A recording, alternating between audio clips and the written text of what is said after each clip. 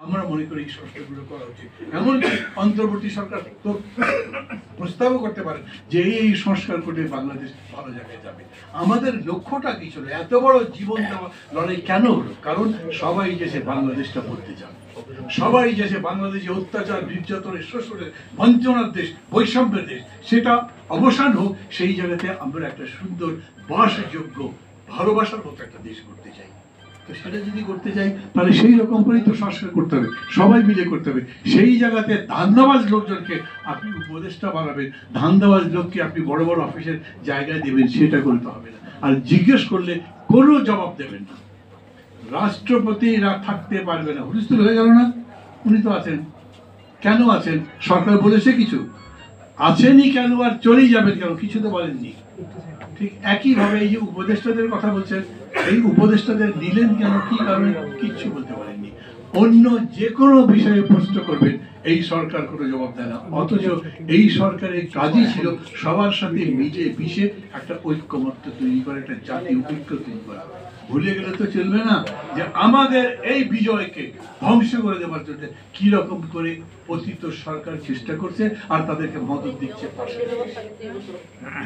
এর বিরুদ্ধে ঐক্য যদি না হয়, জাতীয় ঐক্য না হয়, তাহলে আমাদের কোনো, আমরা শেষ পর্যন্ত টিকে থাকতে পারবো কতবারই সেটাই জানি না।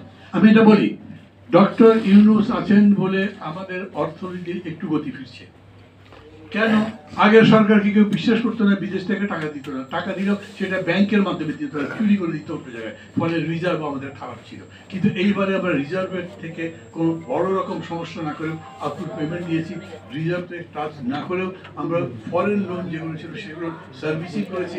আমাদের ব্যাংক আগের চেয়ে একটু ভালো হচ্ছে, কিন্তু জিনিসের দাম তো কমে না। আমি অর্থনীতি ভালো ছিল না তো বলতে পারছি না, জনগণের কষ্ট তো কমে নাই, মানুষের দুর্দশা কমে নাই, মানুষের চাকরি বাড়ে নাই, কোন রকম অর্থনৈতিক বাকি আমরা সংগতি দেখতে পাচ্ছি না, ভালো দেখতে পাচ্ছি না। কথা বাড়িয়ে লাভ, আমি এখন বলবো ডক্টর ইউনূসকে পার্টিকুলারলি বলছি, এই অন্তর্বর্তী সরকারে যারা আছেন তাদের বলছি, দায়িত্ব আপনাদের। কোনোভাবে সেই দায়িত্ব আমাদের উপরে চাপাতে পারবেন না। আবারও বলি, এই উপদেষ্টা নেওয়ার দায়িত্ব যেমন আপনাদের, দ্রব্যমূল্য যদি কমাতে না পারেন তাহলে সেই দায়িত্ব আপনাদের হবে, নির্বাচন যদি ঠিক মতো অনুষ্ঠান করতে না পারেন সেই দায়িত্ব আমাদের হবে, আপনাদের হবে, আমাদের হবে না। আমরা তো বলছি আপনাকে, বলেন আপনি কি সহযোগিতা চান।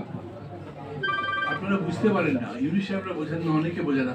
আজ যদি এই জায়গাতে বিএনপি না থেকে আওয়ামী লীগ থাকতো তাহলে এর মধ্যে একদিন দুই দিন হরতাল টরতাল ডেকে ফেলতে হয়তো।